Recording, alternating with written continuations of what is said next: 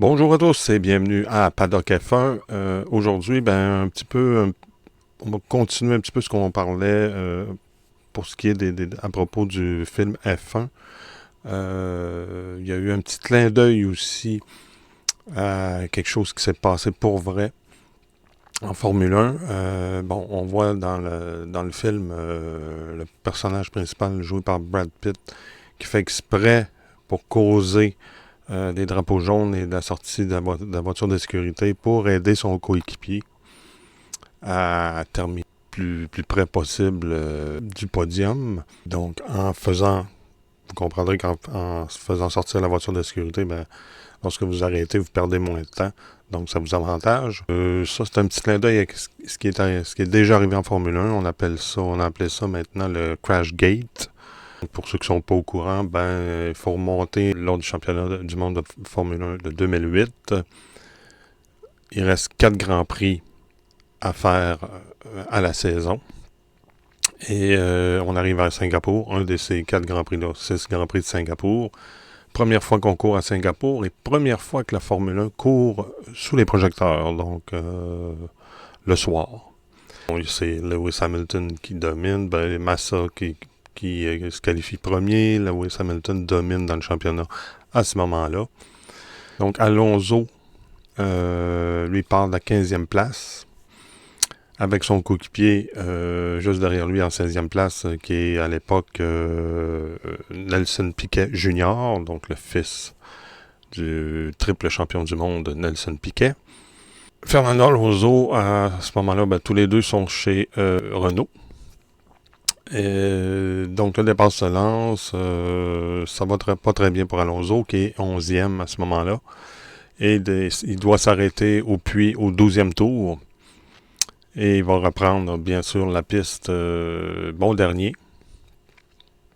2 tours plus tard, son coéquipier, Nelson Piquet Jr., va être victime d'un accident au 17e virage où il n'y a pas de grue. À ce moment-là, c'est la voiture de sécurité, c'est très long. Tous les pilotes vont en profiter pour s'arrêter au puits, ce qui va faire en sorte qu'Alonso va se retrouver en tête de l'épreuve. Finalement, après la fin de la voiture de sécurité, Alonso va réussir à conserver sa première place et il va remporter l'épreuve. Ça s'arrête là. En 2008, c'est là que ça s'arrête. Presque un an plus tard, donc le 30 août 2009, il y a la chaîne de télévision brésilienne TV Globo qui révèle qu'elle dispose d'informations prouvant que l'accident de Nelson Piquet Jr. l'année précédente à Singapour aurait été planifié par le directeur de l'écurie Flavio Briatore et par l'ingénieur Pat Symonds. Ces deux personnes-là, très influents, bien entendu, chez Renault, auraient intimé l'ordre aux pilotes brésiliens de se crasher afin de favoriser la victoire de Fernando Alonso. Bien entendu, la FIA va ouvrir une enquête. Il va convoquer un conseil mondial extraordinaire le 21 septembre 2009. Donc presque un an, jour pour jour après l'incident, pour juger cette affaire. Avant même que l'enquête se déroule, entre le 30 août et le 21 septembre, soit le 16 septembre, Renault reconnaît la tricherie et renvoie Flavio Briatore et Pat Symonds. L'enquête se poursuit, plusieurs témoins. En fait, ce qui est arrivé durant l'enquête, premièrement, on va découvrir qui a informé la chaîne de télévision. C'est Nelson Piquet Jr. avec son père Nelson Piquet Senior. La version de Nelson Piquet Jr., c'est qu'avant le Grand Prix, il a été convoqué dans les bureaux de Renault. Flavio Briatore et Pat Symonds lui auraient dit « Écoute, si on te le demande, es-tu prêt à sacrifier ta course pour ton coéquipier? » pour Fernando Alonso. Piquet ne sait pas trop quoi répondre, comprend pas trop. On lui explique, bon, que si tu prêt à sacrifier ta course, si tu fais ça, bon, ça c'est ma version, c'est la version que moi j'ai retenue. Il y a plusieurs versions, là. Moi, je vais dire celle que je pense qui est la plus plausible, mais ça se peut que ça soit pas tout à fait ça, parce qu'il y a des divergences d'opinion. Mais bon, on lui aurait dit, on va te signer l'an prochain si tu le fais. C'est la parole de Flavio Briatore. Et c'est ce qu'a dit Nelson Piquet lors de l'enquête de la FIA. Pour se défendre, Briatore et Pat Symonds, eux, vont déclarer que Nelson Piquet est venu les voir pour leur dire « Je vais prêt à sacrifier ma course à cause d'un accident si vous me confirmez comme pilote l'an prochain et pour m'excuser de ma piètre saison. » C'est la version de Briatore et de Symonds. La FIA va décider de prendre la version de se ranger du côté de la version de Nelson Piquet,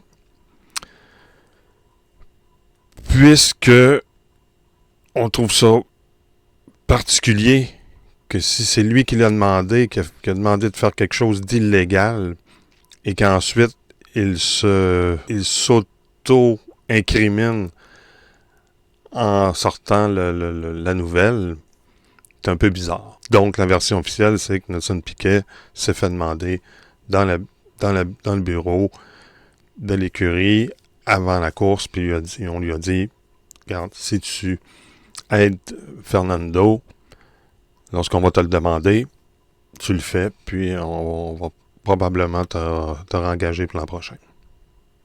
Parce que là, il n'y a pas de volant, il n'a pas encore renouvelé son contrat, là, Piquet. Et c'est la version que va retenir la FIA.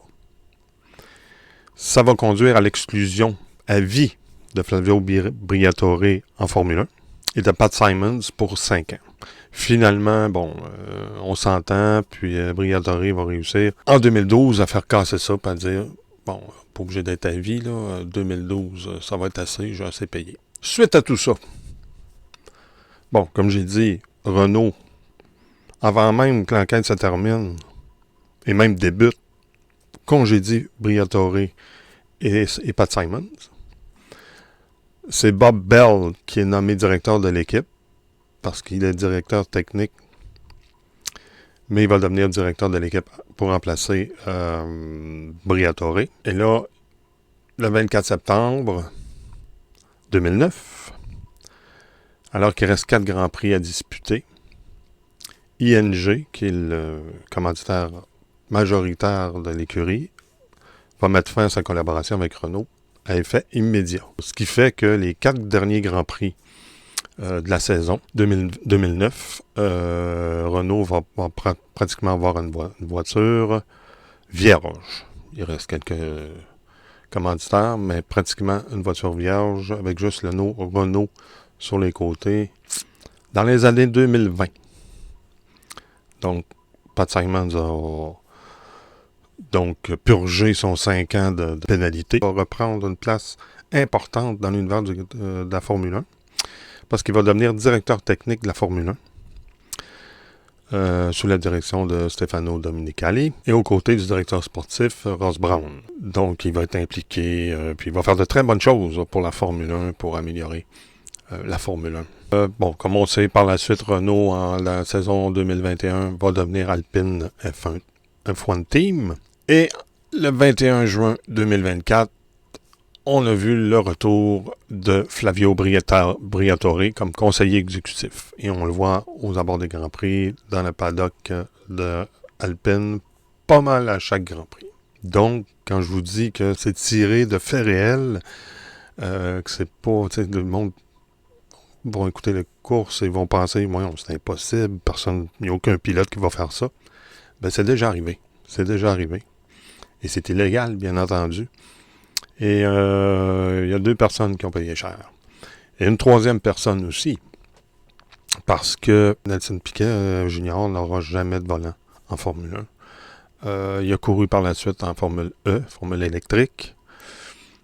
Pour ce qui est de ceux qui se demandent, pour ce qui est de Alonso, Fernando Alonso, qui court encore aujourd'hui, lui a été blanchi par la FIA parce qu'il a continué à dire qu'il n'avait été jamais mis au courant de cette manœuvre-là. D'ailleurs, Nelson Piquet Jr. a clairement dit que Fernando Alonso n'était pas au courant de cette magouille, bien que son père ait déclaré aux médias que, selon lui, Fernando Alonso faisait partie de ça et était au courant. Quoi qu'il en soit, il n'a rien fait de mal. Bon, il a juste gagné parce que son coéquipier s'est craché. Il n'a pas fait rien d'illégal, Alonso. Donc, il n'y a pas eu de punition, il n'y a pas eu rien. Il a remporté l'épreuve, mais il a terminé, je pense, c'est 5e au championnat des pilotes à l'époque. Et il court encore. Et il continue à dire qu'il n'y avait rien à voir là-dedans. Moi, j'ai tendance à le croire. Ben, c'est ça. Donc, je viens de vous expliquer, grosso modo, le Crashgate. C'est un moment sombre de la Formule 1. Donc, là-dessus, c'est ma première capsule de 2026. Alors, je vous souhaite une excellente année 2026, une belle année de course, une belle saison 2026, qui, je suis persuadé, va être très excitante et très enlevante. Et là-dessus, bonne course.